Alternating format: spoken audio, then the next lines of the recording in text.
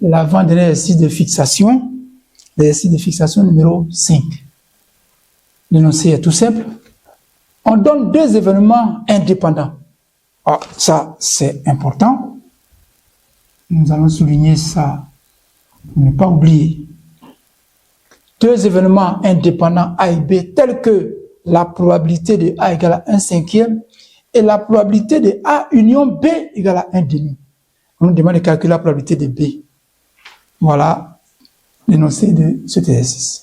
Correction de l'exercice de fixation numéro 5. Et nous allons utiliser des relations, des formules que nous connaissons dans la leçon sur les probabilités conditionnelles et voilà la formule des probabilités totales également pour voir comment répondre à cette question. On va dire que on sait que A et B sont indépendants. Donc, on va dire, puisque A et B sont indépendants, donc la probabilité de A inter B va être égale à la probabilité de A multipliée par la probabilité de B. On peut justifier car A et B sont indépendants.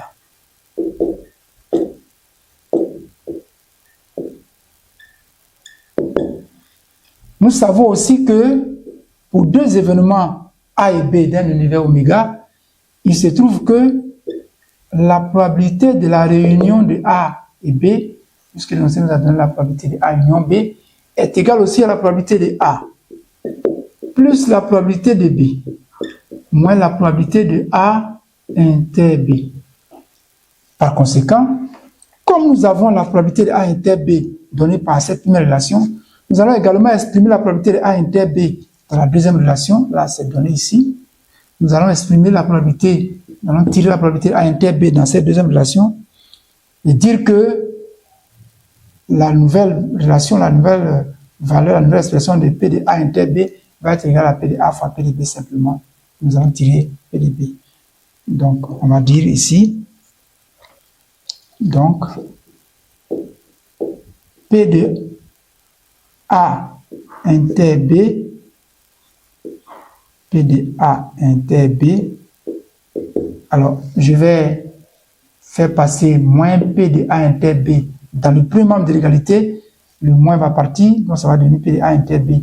Lui, il va venir prendre la place, donc les deux vont rester ici. Ça va faire P de A plus P de B moins P de A union B. Alors, ayant cette première relation et cette deuxième relation, donc ça, je peux appeler ça la première relation. Donc, je peux appeler ça la relation numéro 1. Et ici, la relation numéro 2. Comme chacune des deux relations donne P de A inter B, donc on va dire,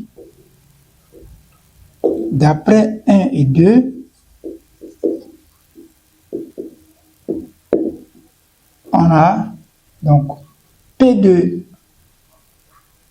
A fois P de B, donc je préfère écrire P de A plus P de B moins P de A union B est aussi égal à P de A fois P de B. Voilà.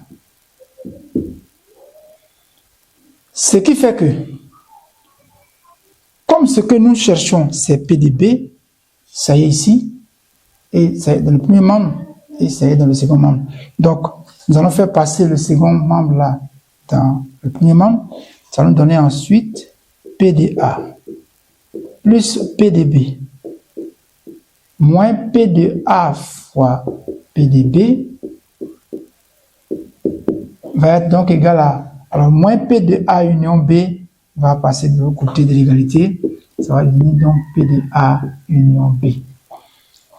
Et ça va donner encore, nous allons faire passer le P de A qui est connu, puisque l'énoncé a donné P de A, on dit que P de B moins P de A fois P de B égale à P de A union B qui est connu, car donné par l'énoncé, moins P de A qui vient d'arriver du premier membre de l'égalité.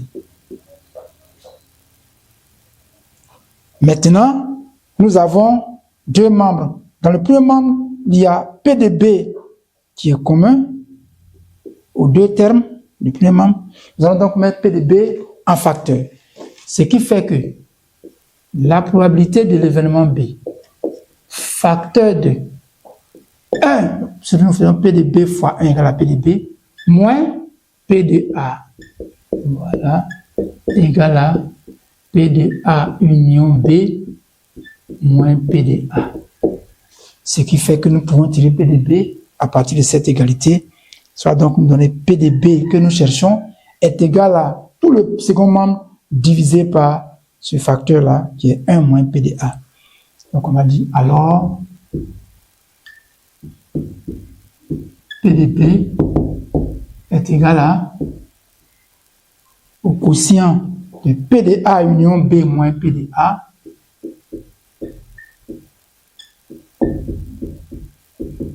divisé par 1 moins P de A.